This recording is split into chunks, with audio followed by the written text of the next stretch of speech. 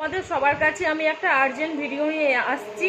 দেখো স্ক্রিনে দেখা যাচ্ছে যে আইডিটা আছে মুন ক্রিয়েশন সাপোর্ট আইডি বলে লেখা আছে। ওই আইডিটা কিন্তু আমার একদমই না। আমার প্রোফাইলে ছবি নিয়েছে, ছবি নিয়ে আজ ভিডিওটাও পোস্ট করা আছে, ওটা আমারই ভিডিও।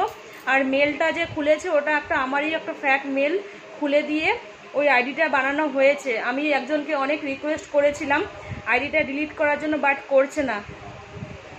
এই আইডি নিয়ে যদি তোমাদের কাছে যায় কখনো তোমরা রিপোর্ট মারো, ঠিক আছে?